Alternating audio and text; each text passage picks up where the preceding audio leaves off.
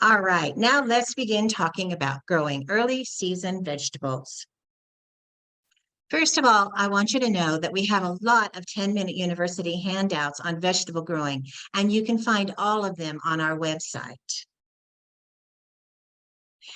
Also, the OSU Extension Service has many wonderful publications pertaining to vegetable growing, and the links to all of these publications listed in this webinar will be emailed to you in 2 days. So there's no reason to have to write them down. Now, the objectives for the first part of this webinar are to learn which vegetables are considered early season, to find out why we grow early season vegetables, to know when to plant these vegetables, and to decide if you need to put seeds, direct seed them into the ground, or you need to buy transplants or make your own transplants to put into the ground. Also, we'll learn a little bit about season extenders and then have some tips for dealing with our climate change. So, what do we mean by early season planting? Well, we're talking about vegetables that are planted in early to mid-spring. And of course, the times may vary depending on the weather each year. We're also talking about vegetables that can withstand some cold and vegetables that really don't like the warm weather. That's why we call them early season vegetables. You also may see vegetables listed at either cool season or warm season plants. So of course, for our early season planting, we're going to be talking about cool season vegetables. Now, there are several reasons why planting early season vegetables is a good idea. The obvious one is that cool season crops do best in cool weather. That just makes a lot of sense, doesn't it? Also, there's less chance of bolting. Bolting means that your vegetables are going to go to seed.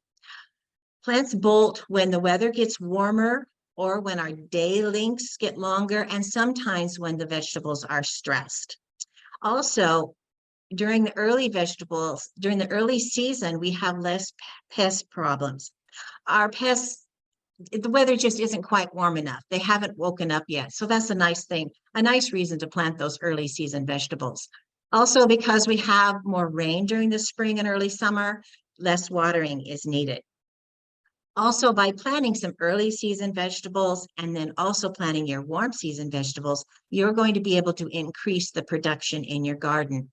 And you'll have more variety of vegetables because, as I'm going to talk about, some of them do specifically better during the early season than they do during middle of summer.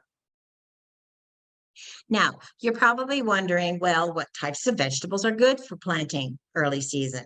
Well, that would be plants in the brassica family, the broccoli family. And that would include broccoli, cabbage, cauliflower, Brussels sprouts, kale, kohlrabi. Now, here's a few tips about growing plants in the brassica family. Your soil temperature for germination would be between 55 and 75 degrees for the brassicas to germinate. They will germinate at 45 degrees, but the germination rate is very slow when the soils are that cold. Now, you will also find that many of the vegetables in the brassica family need to be put in the ground as plants and not direct seeded into the ground. Now, these, since you're going to be putting most of them in as plants, they are cold hardy at maturity, but when you first put them in, they're going to be a little bit tender, and you might have to use some season extenders or something just to keep them a little bit healthier and away from some of the bad weather in case it gets too cold. And try to keep standing water off of the leaves. Most of the plants in the brassica family, we're going to be eating the leaves. So if you have water on the leaves, that's going to cause some other diseases and problems with your plants. So whenever possible, try to keep standing water off of the leaves. And another thing that's not really good, and unfortunately, it is that the insect pests on the brassica family are usually the same color as the leaves. So that means you're going to have to do a lot of monitoring. Get out there often and look at your plants.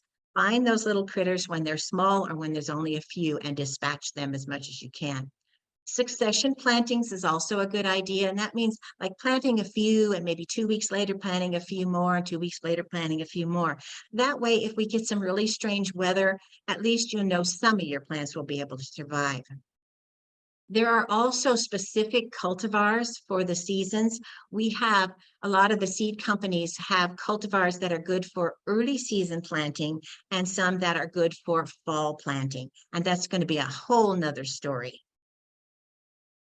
So root vegetables are a great cool crop to grow. And also some of them in the root family are the easiest to grow. And that would include plants such as beets and carrots, potatoes, garlic, leek, onions, and radishes. Now, here are some tips for growing your root vegetables. The germination rate for root vegetables is somewhere between 35 and 40 degrees. But there is a big variation in the germination rates of the different root vegetables, okay? Most roots, not most, excuse me, all root vegetables need to be direct seeded into the ground, not transplanted, because it's the roots that you're going to be harvesting and eating, and you can't plant it and then pull it up and replant it. It's just not going to work. And for root vegetables, you really need workable soil. In other words, you need soil that's nice and soft and fluffy. Remember, the roots is what you're going to be eating. We want those roots to be able to grow really well. That means you're going to have nice, fluffy soil, not hard clay soil. You're going to have to amend it if that's what you have. And for a lot of the root vegetables, we suggest that you seed them thickly, and then after they grow a little bit, then you can thin the plants to give them enough room for maturity. Also, because they are roots that we want to grow, the competition for weeds is pretty bad. We don't want them to compete for weeds. So you're going to have to keep a lot of weeds out of your root vegetable area. And as I did mention, some of these are some of the easiest crops to grow. And for many of them, you can actually leave the mature roots in the ground, and then you can harvest them slowly through summer and fall and even into winter.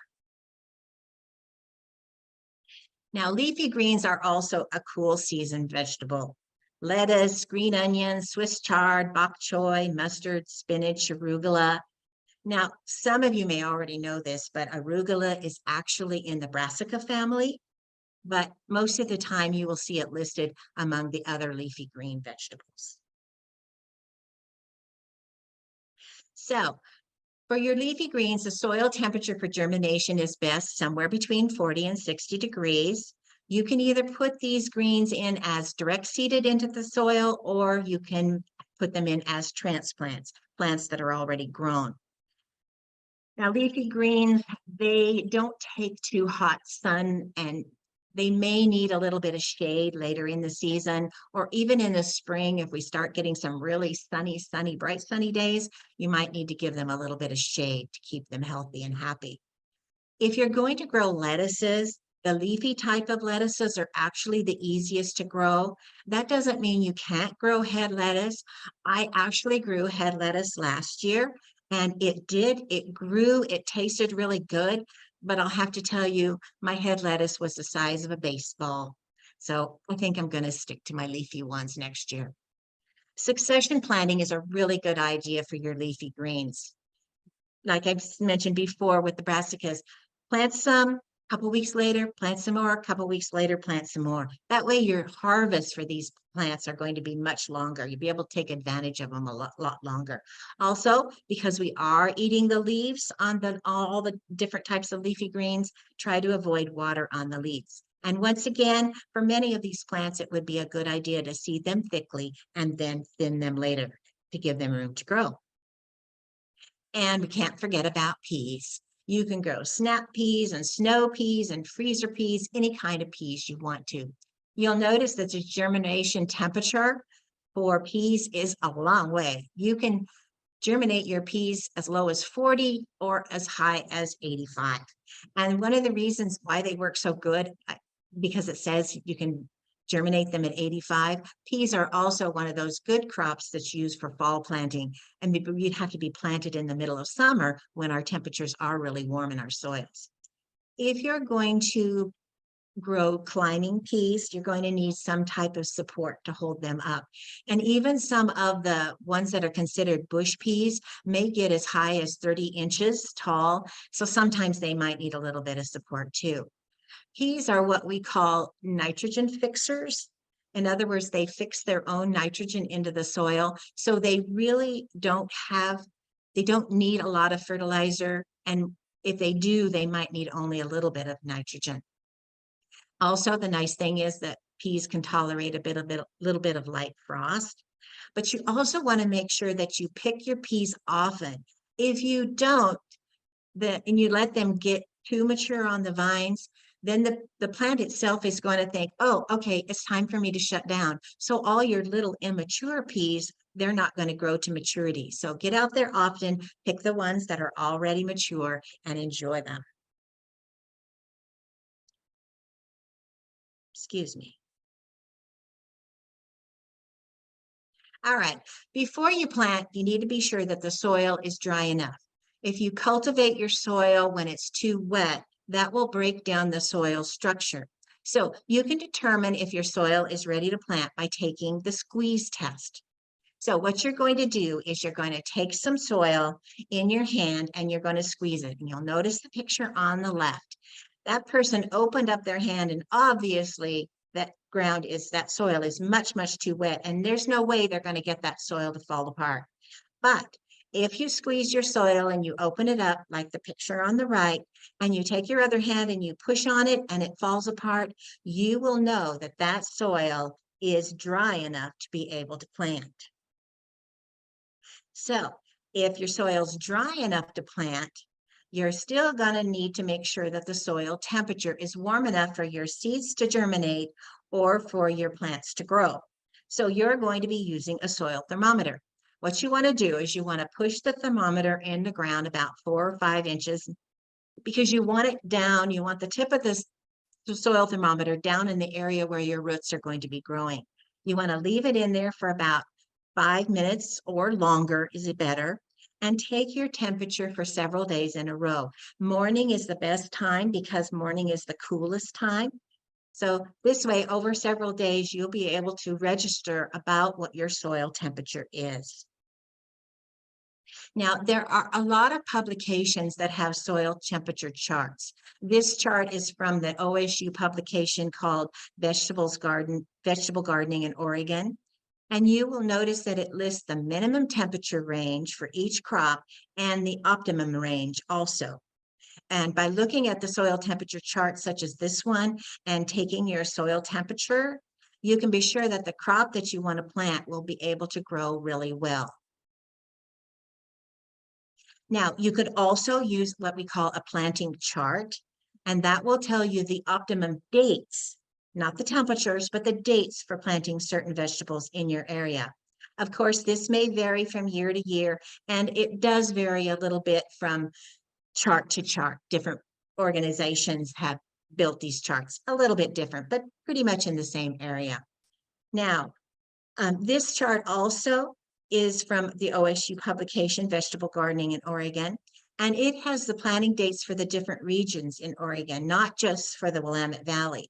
Plus, it will tell you when to start your seeds indoors before you plant them outdoors, and it also will list the ones that are not suitable for starting indoors. Remember, I talked about those root vegetables that need to be direct seeded, and you'll notice on this short list here that it will say beets, not suitable for starting indoors, carrots, not suitable for starting indoors. So these planting charts and the soil charts are really good to have.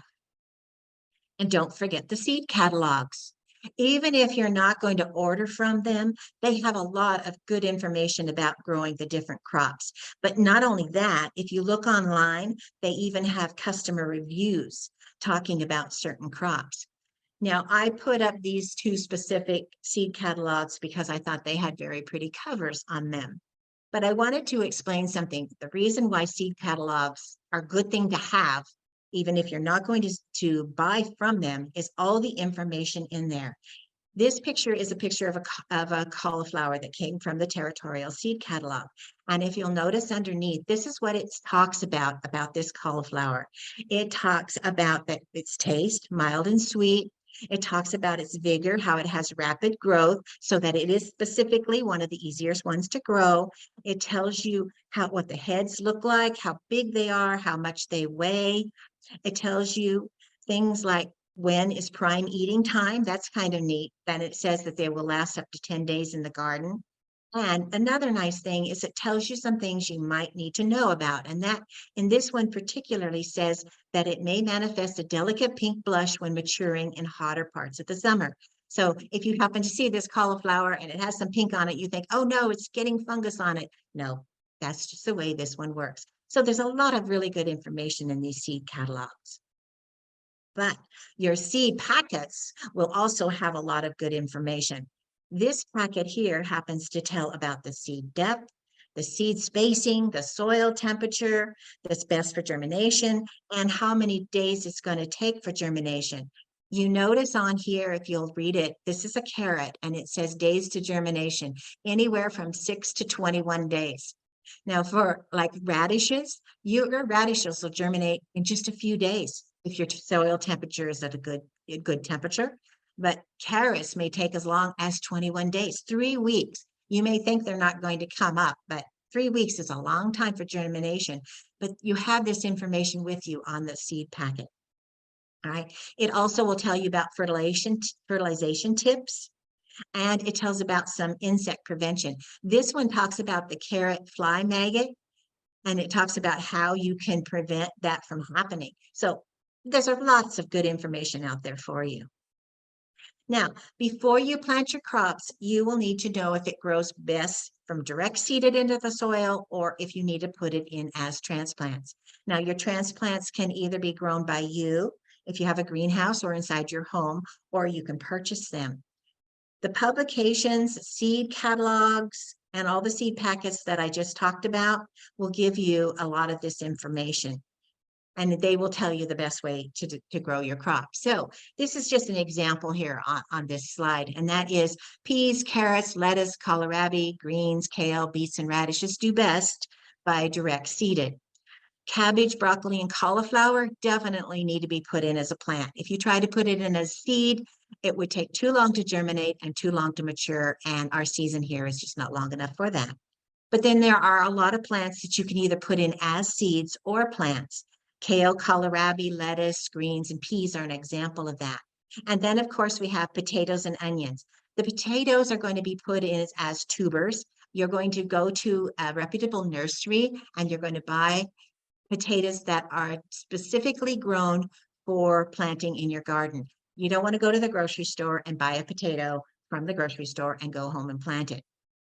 Your onions are going to be planted a couple different ways, like the Walla Walla Sweets. You will buy or grow them yourself, and they will be a little green on the top. And then we have the little, I think of it. We call them onion starts. In other words, just the little bulb of onions that you'll be putting in the ground. Now, a good thing to know is that if you have larger seeds like your beets or your peas, it's a good idea to pre-soak them before planting. This just softens the outside of the seed and makes it a little easier for them to germinate. Now, you've probably heard the word season extenders, but what are they? So, season extenders are any method that allows a crop to be grown beyond its normal outdoor growing season.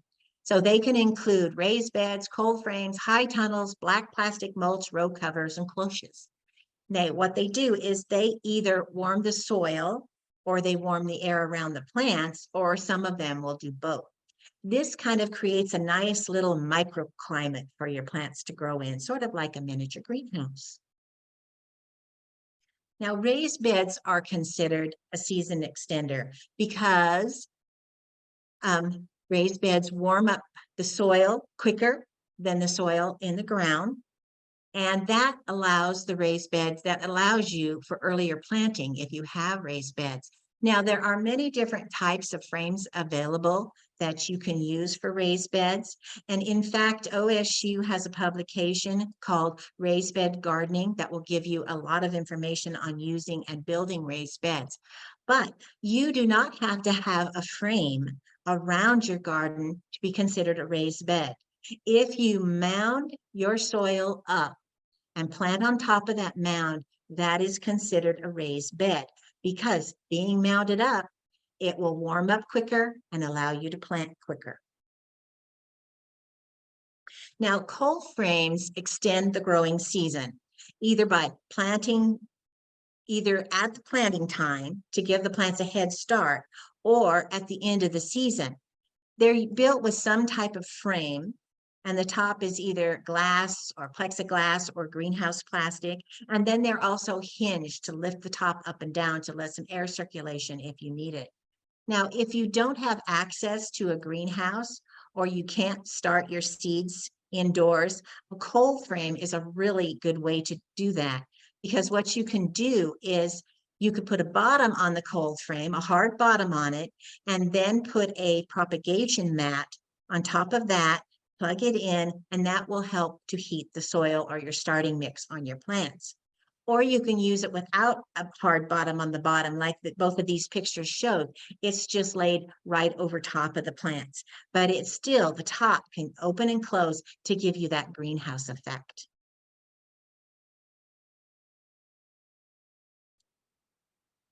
Now, floating row covers is also known as garden fabric. What it is a white, thin, light piece of material, and it's typically made from either polypropylene or polyester. It does not absorb water, but it does allow rainfall and sunshine to pass through it. So the floating row covers can warm the soil and the air, and you can do it a couple different ways. You can either lay it right over the plants, like the picture on the left, but you make sure that you use something to hook down the side so the wind doesn't blow it away. Or you can make frames and hoops and attach your floating row covers to those. Now, this one piece will last you multiple seasons if you're careful. So depending on how extensively you use it and how careful you are with it, it's not a throwaway product. It can be used time and again. Now, cloche is a French word meaning bell. We use cloches as covers for plants that need protection from the elements. They can either be purchased, or as the photo shows on the right, you can make your own from, this one has milk bottles with the bottom cut off, or you can find some other type of translucent containers. They're usually used to cover an individual plant that may be in danger of cold weather, and one that would just need a little bit more protection. Now, as we all know, our climate has been and is changing around the globe. This makes for more challenges when growing vegetables and other plants. So here are a few changes that we have noticed. We are having more heavy rainfall events, and the news agencies have started to call those atmospheric rivers, which is then is again causing more flooding in our areas, in some areas. We're having more frost events, either earlier frost sometimes or later frost.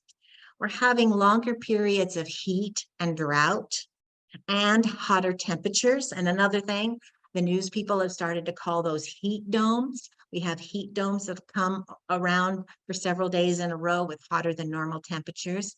Also, there are years that we have lower precipitation. And because of all these changes in our climate, it also increases insect activities.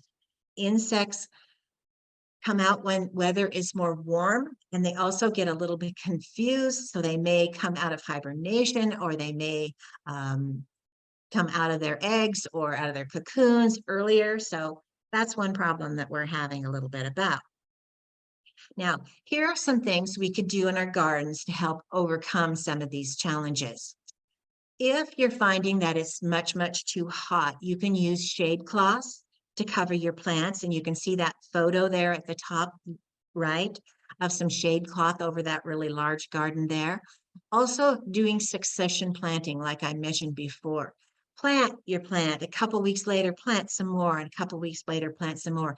If we do get a really bad heat wave and it kills off some of them, maybe the later plants won't have so much of a problem, or the earlier plants, whichever the case may be. Also use drip or soaker hoses, that will save water, but also know that you can take a hose or a sprinkler if it's really, really hot and water your plants, overhead water them. Watering your plants can cool the plants off a little bit. So that might be something else you might need to think about. If we're having a really bad rain event, you might try using plastic tunnels to keep the rain off the plant. And if you're worried about your soil during a rain event, you might need to cover the ground to prevent soil saturation. So with some type of plastic. And using the no-till or minimum till method is a good idea because we don't want to till up some really wet, saturated soil. Remember, that will ruin the soil structure. If you're worried about frost, floating row covers will help to warm the plants and to warm the soil up. And if you're really, really worried or you have a very sensitive plant, you might want to purchase what are called frost blankets. And as far as the insects are concerned, you want to keep the vegetables stress-free as much as possible and go out there and monitor those plants frequently. If you see a bug, pick it off, learn what to do with them, learn all the information about integrated pest management so that you can take care of the problem before it becomes a problem. Now, thank you for listening, and I'm going to turn this over to Sherry, who will talk about vegetable nutrition. Wow, Jane. So many vegetables that are good for growing in the early season. I'm excited, but it's still a little wet outside, so I think I'll have to wait a bit. But in the meantime, I want to add some information about health benefits of many of these early season vegetables. So to prepare for this talk, I used webinar recordings, articles, and many online content from Oregon State's Linus Pauling Institute. And I want to thank Dr. Emily Ho, director of the Institute, for reviewing my talk. There are two reasons that make LPI stand out for me as a source of information. The first one is they offer research-based content, and the second one is they keep their content accessible and current. Now, in case you don't recognize the name Linus Pauling, he was a native Oregonian who did his undergraduate work at Oregon State, and later on, he received 2 Nobel Prizes, one for chemistry in 1954 and one for peace in 1962.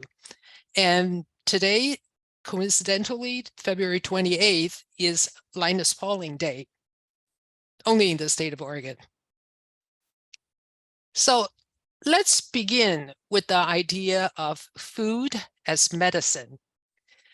I like to eat so many different kinds of fruits. So this idea is very appealing to me. Take a look at this colorful picture in the center, kind of showing a plate. And the idea is to fill our plate with fruits, vegetables, whole grain, and healthy fats and protein. That will give us a diet that maximizes health benefits. This is because the plants, whole grains, and meat we eat deliver vitamins and minerals, collectively called micronutrients, into our body. So when we think about food, we need to go beyond protein, carbohydrate, fat, and pay attention to the micronutrients as well. I know for gardeners, micronutrient is not a new idea. In fact, micronutrients, we know, are the essential elements needed in very small quantities for our plants to be healthy. Well, our body is no different. We also need micronutrients.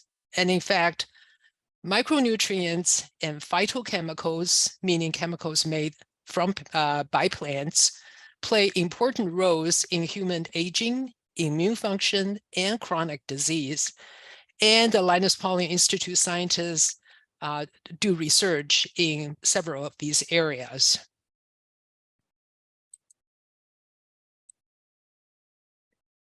So let's take a closer look at the micronutrients we need to be healthy.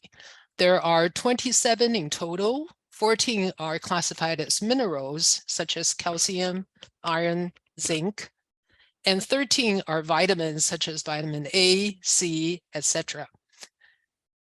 The website shown on your screen contains this table that shows all 27 of the micronutrients. what each does for our body, and which foods are good sources. So if you peruse the table, you will find many of the vegetables Jane just talked about on the list as wonderful sources in high concentration for those micronutrients. I looked through the 4 pages of this document, and I found among the early season vegetables, these: bok choy, broccoli, chard, lettuce, kale, peas, and spinach. So for some micronutrients, there's more than one way to get it. And you can see on the screen vitamin A. So for example, you say, I want to have a higher level of vitamin A intake for my vision. And there are a couple ways to get that. And if you follow along and look at the middle column of the table, you can eat beef liver, a variety of other food in order to directly get vitamin A, or you can eat a list of vegetables, including broccoli, kale, and collards, to get beta carotene, which our liver will convert into vitamin A as needed. But if all this information just seems a little too complicated, expert advice is to eat a diverse, balanced diet. And on the point of a diversity of what we eat, I'll give you a simple example. My husband and I both like to snack on nuts. He eats exclusively peanuts, and I eat a variety. So when I check this table, I can see my variety packs twice as many kinds of micronutrients compared to his peanuts. And my variety includes macadamia, walnut, cashew, almond, and hazelnut. All right. This is the table that has the most complex information. I'm going to walk you through it. So now that you know micronutrients are very important for our health, I'm going to move into a different category of health benefit from vegetables, and that's cancer prevention. And this is because regular intake of crucifers, the cruciferous vegetables, is associated with a lower cancer risk, as shown in many, many studies. And so I'm going to shine a spotlight on cruciferous vegetables at this point. And crucifers, we know, are from the family of Brassicaceae. And Jane had talked about some of them. And you can see in the left column, from arugula to watercress, there's a huge variety in the crucifer group. The health benefits of these crucifers are associated with something called glucosinolates. And this is a very large family of compounds, and many of which have been shown to have cancer-fighting properties. And unfortunately, they have the sulfur containing, they have a sulfur in them, and those sulfur containing compounds give them kind of a spicy flavor, and some people don't like them. All right, so we know from research that broccoli has the highest level of a kind of glucosinolate that's called glucoraphanin, and it's a precursor to sulforaphane.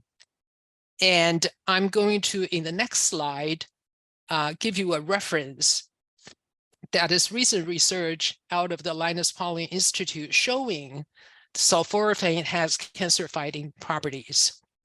But broccoli is not the only superstar in this group of vegetables. Brussels sprouts, watercress, and some other crucifers also have different kinds of compound that have been shown to have cancer prevention abilities as well. So, setting aside the biochemistry, what does this mean for gardeners? Well, it means that eat your vegetables and try to incorporate crucifers into your regular diet. The research shows that it's better to eat them often and regularly as opposed to a high quantity once in a great while. And the recommendation is 3 to 5 servings a week. And you know, a serving is half a cup of cooked vegetable. And if you're interested in knowing more about current clinical trials on cancer using broccoli, broccoli extract, broccoli sprouts, etc., you can go to this website, and it's a searchable website, and you can get more information about different kinds of cancer associated with these tests. All right. So I watched a webinar that's given by the LPI director, Dr. Emily Ho, and her title was Cancer Fighter Harnessing the Power of Broccoli. Boy, did that get my attention. So I watched it and had 3 takeaways. The first one for me is broccoli has cancer fighting compounds. That was shown through her research. And the second point she made was broccoli sprouts have 50 times the concentration of mature plants. I thought, great, so you can eat sprouts instead of like huge quantities of broccoli. And then the third point she made was through her study period, the results shows that there is no downside from eating high quantities of broccoli or broccoli sprouts over time.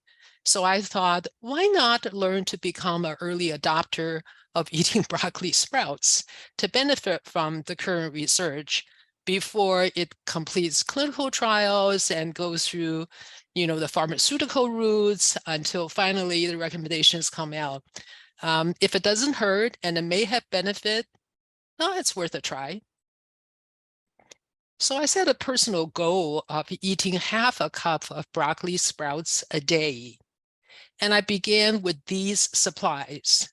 So I bought a bag of broccoli seeds, and this is the type, you can see probably on your screen, it says sprouts broccoli for sprouting.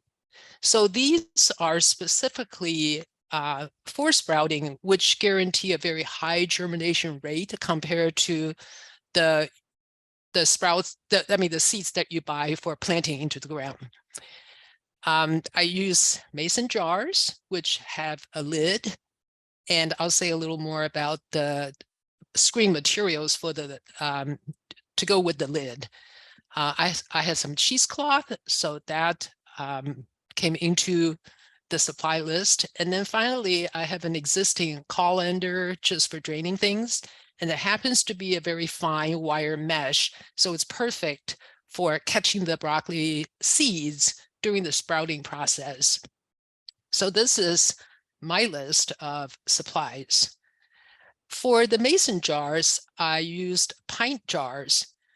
And this is because as I was doing the research on how to sprout broccolis, I found, number one, there is very little information from university sources. Extension does not seem to focus on sprouting seeds for eating. Instead, they focus on growing seeds into mature plants.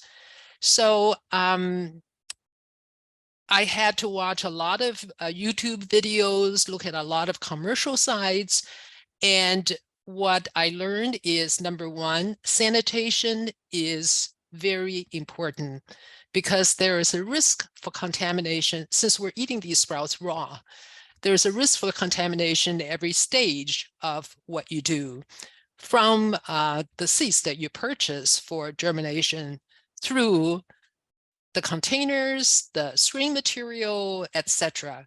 So it is really important to be very careful and pay special attention to sanitation to avoid contaminating the materials that you have. And as a result, I decided to use the smaller pint-sized jars to spread the risk in case there is a problem. And I just cleaned the mason jars in a dishwasher, and the cheesecloth is washed in hot soapy water and then dried. Always keep the surface clean when I work with them. And that's it. So let's look at how do you make broccoli sprouts. So the first step is you clean and soak. And this step takes about 8 to 12 hours. You add 1 tablespoon seeds to a pint jar and fill the jar with water, maybe an inch or so below the rim, and add a quarter teaspoon of bleach and let it sit for 15 minutes. And this step is basically to deal with the potential contamination that might come in with the seeds. And of course, we don't want to eat bleach. We don't want the bleach to stay on the seeds after it's done its job. So we want to drain it, rinse well, and make sure we get rid of the bleach. And then you cover the seeds with 2 to 3 inches of the filter water and swirl to let it soak. Put the lid on and let it soak for 8 to 12 hours. So I usually do this kind of toward the end of the day, let it soak overnight in the dark place. And of course, you want the jar to be covered. And from this phase on, you're covering the jar with something that would allow air to penetrate. I have cheesecloth handy, which is what I use, but you can also buy these from the hardware store, these metal screen, which have fine enough sieve, and cut it to size and use it in place of the cheesecloth.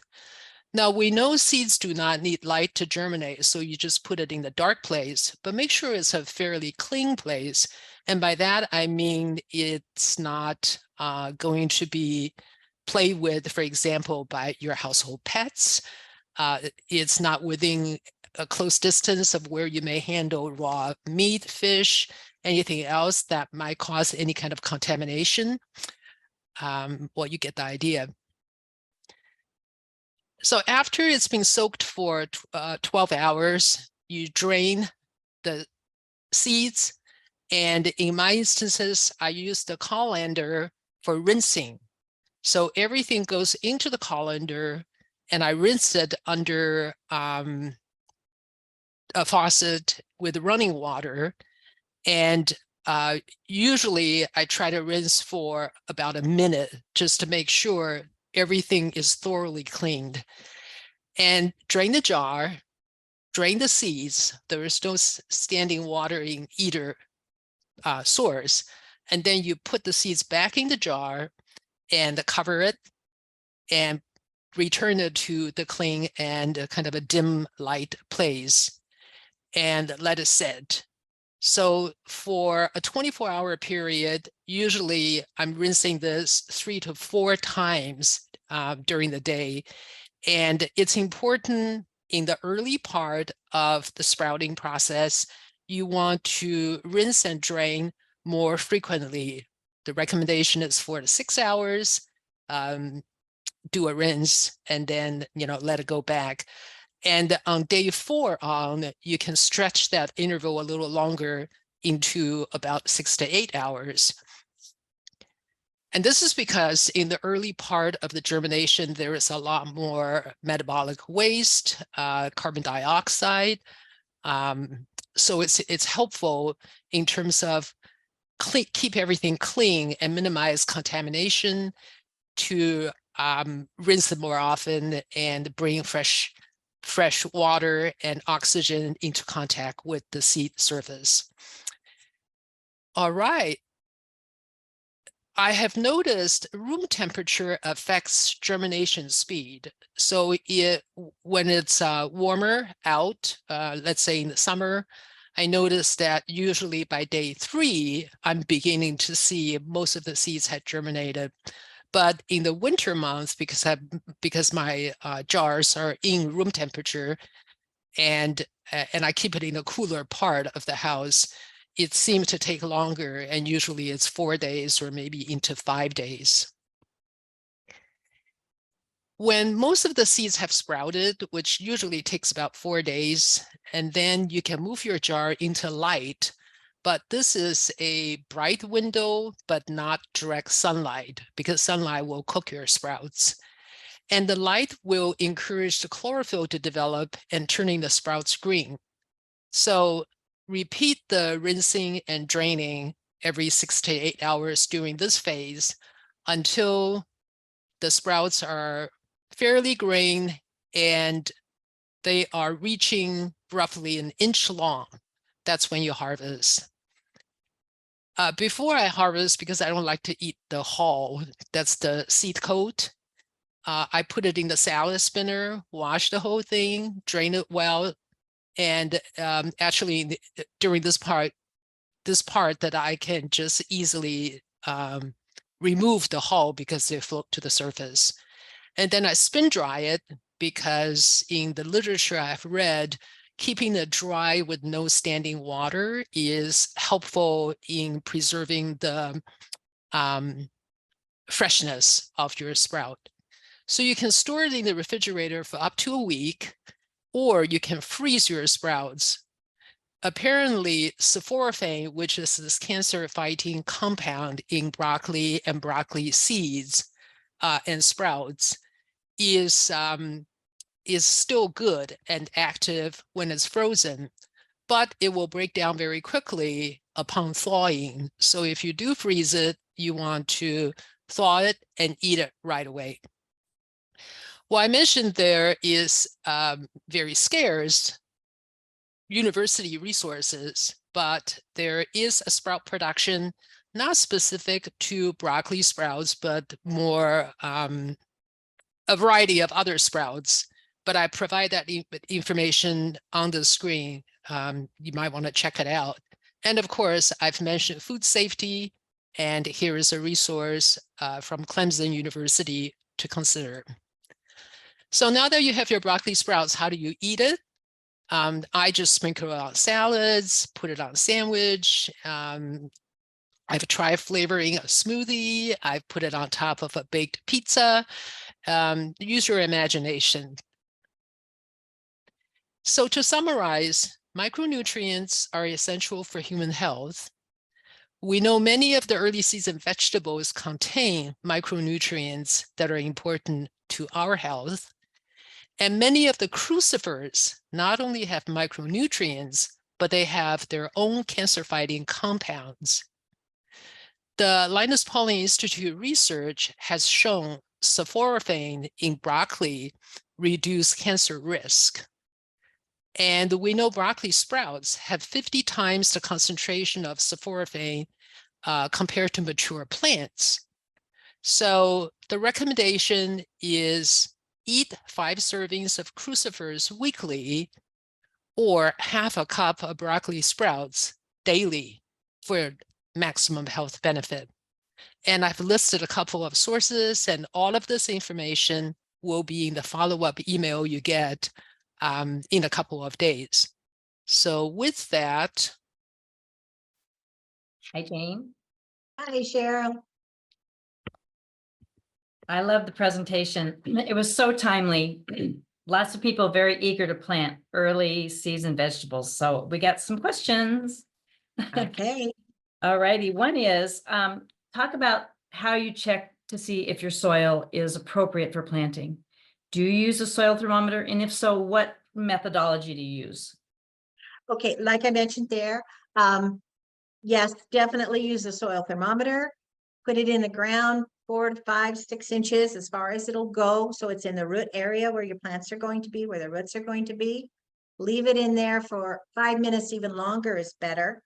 Do it for several days in a row. Early in the morning is when your ground is the coolest, so that'll be good. That's the best time to take it. That way you'll know if your soil temperature is good enough during the morning, it'll be good enough in the afternoon. So that is definitely the best way to see how warm your soil is. Perfect. Thank you. Have you ever heard the term buttoning, either one of you? I had never heard of buttoning before.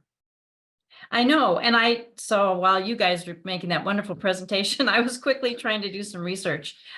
Botany just refers to what happens to plants if you put them in the soil, and as they get to be little small plants, cold temperatures come and it really affects their production and growth from there on out. We have 4 or 5 days of cool temperatures and cold rain, or maybe even hail. That's Right. what it means. It can also, buttoning can also be caused by a lack of fertilizer, a lack of water. So it's really an environmental problem. Oh, okay. And one viewer Okay. wanted to know, would we address buttoning? And I thought, we will if we know what it is.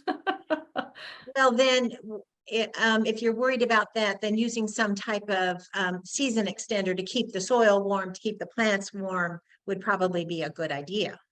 I agree. I agree. Sherry, I love the parts about nutrition. They were so great. And you know, eat your vegetables. It's always a challenge for kids to get kids to eat those vegetables that are really, really good for them.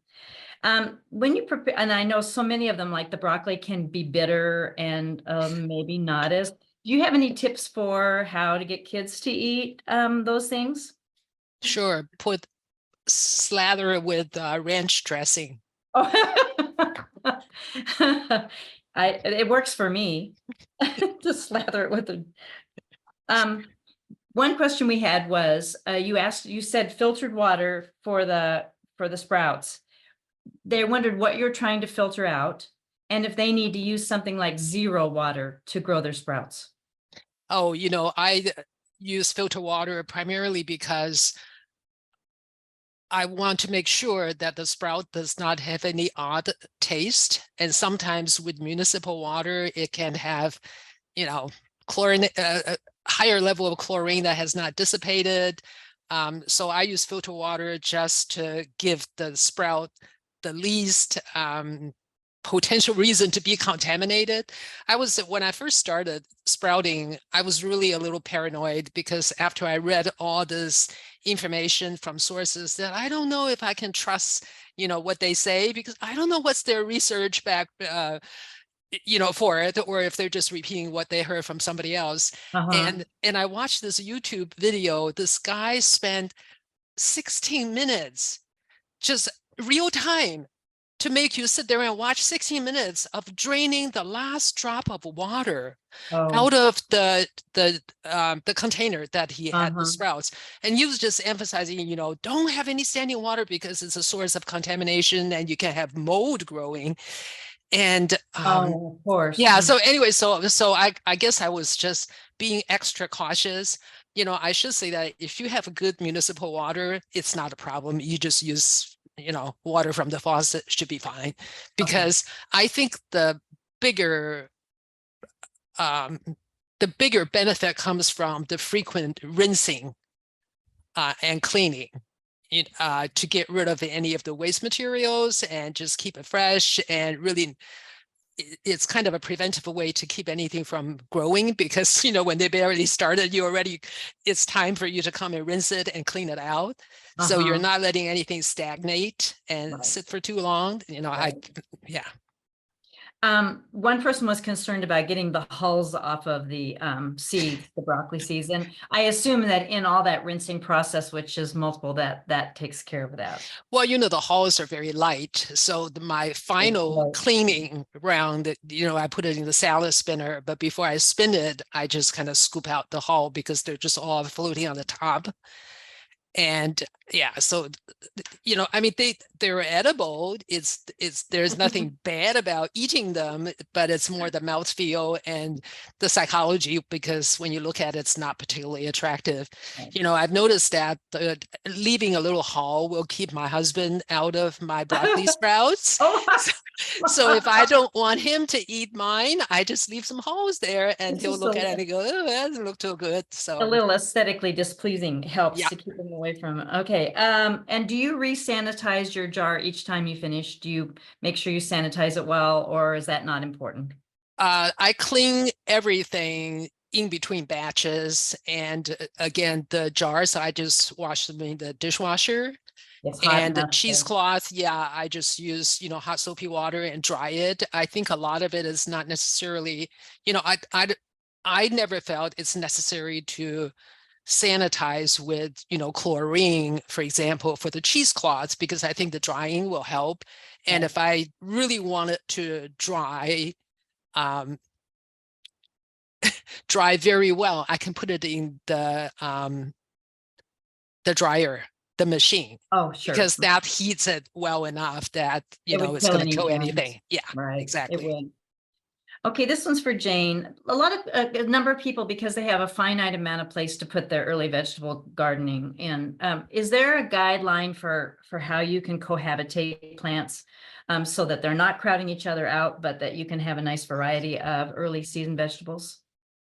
Well, mainly would be to read all the different publications that tell you about how much room a vegetable takes. Like a broccoli plant would take a certain amount of space, and then a little bit farther, then you could put some carrots in. Carrots need to be about 2 to 3 inches apart in order to have, depending on the size of carrot you're growing. Some of them are smaller, some of them are larger. So the seed catalogs and the seed packets, they will all tell you distances. So that would be the best way to do it. Great. But be careful of shading things too. Like you don't want to grow you don't want to grow climbing peas and then to the north of the climbing peas put something that needs sunshine, because they would get too much shade. So that's Really something you need to think about. I'm glad you talked about seeds, particularly carrot seeds. A lot of concern over the frustration of planting those tiny, tiny little seeds. And have you ever used seed tape? Jane, does seed tape work for you? I tried to last year. Me personally, I tried some carrots and seed tape and then some regular. But when I do my regular ones, I do them very thick and then thin them.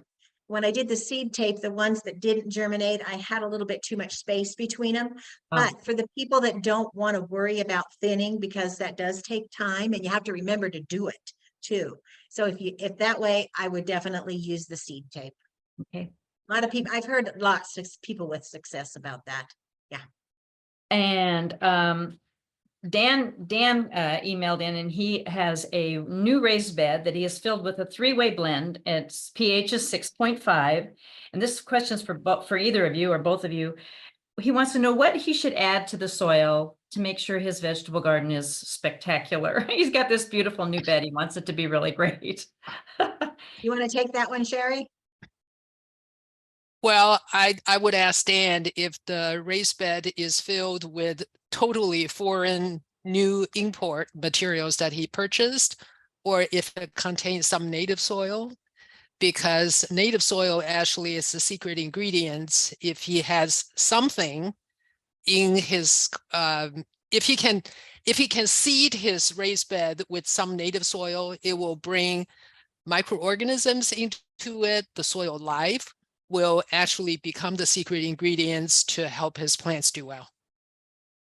Good answer. And I would also say one of the things he needs to do is after the plants start growing, then you'll be able to tell, are the plants struggling? Do they need some type of fertilizer, whether organic or synthetic, if he wants to go organic. So that's also a good, get the ground and the soil, like Sherry said, as good as you can, but then it's going to be how the plants grow that you're going to be able to see whether you have enough, whatever you need in the soil or not.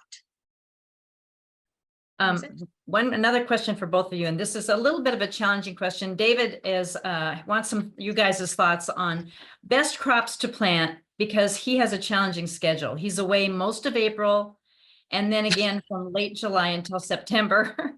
And he wants to avoid having lots of crops that need harvesting during the summer. I'm not sure that that's a tough question. He's got a problem.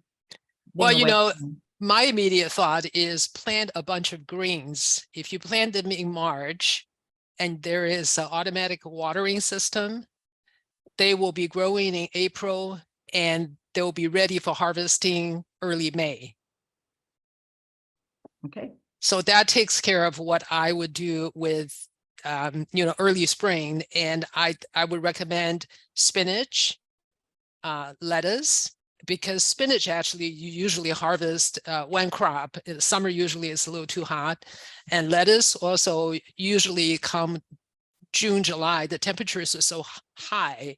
If you're growing in outdoor environment, your lettuce tend to get bitter really quickly.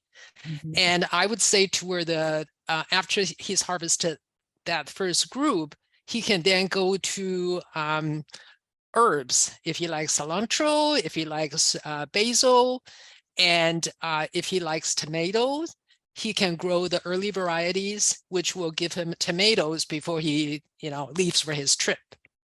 So that's my prescription. That's a great, that is a wonderful answer. Yeah, one of the other things, if you want something that goes all through the season, like your carrots and your onions, they don't have to be harvested until fall. So if there was something he wanted to put in that he didn't need to harvest at all, put your carrots in, let them grow, put your onions in, let them grow, and then when you get back in fall, then they'll be harvested. I think for busy people who have little time, they really should consider growing perennial vegetables. I grow asparagus, for example. You plant it once in the kind of a late winter season, get it established, you harvest it in the spring, and then the rest of the year it's growing on its own. It needs very little care, and it's a really attractive looking plant. So, for somebody who likes asparagus, I would highly recommend including that in the allocation of space in the vegetable garden. Great answer to that question. And by the way, he's already emailed back and he is delighted. So thanks, you guys. He's delighted with the answer. And that, I think, is all of the questions that I had for either of you. Oh, just somebody, and I told this person, yes, they want to know if garden mesh is as good as is just like the cloth that you showed for row cover. Is garden mesh maybe not as good, or if it's like that netting, like nylon netting? You mean thin netting? You mean like, okay. It would keep some of the insects out. That's one of the things that row cover does, but it's not going to be warming the soil or the plants like row cover does. Row cover specifically, the way it is made, it helps warm. They say that it's between 6 and 8 degrees warmer under a row cover than the outside temperature, which can be quite a bit. It's very significant. That's very significant. Yeah. All right, you two, wonderful webinar. I enjoyed it thoroughly, particularly the sprouts that got me. I don't do such a good job eating my vegetables, so I've got to get on it. All right, see you guys later. Bye. Thank you. Bye.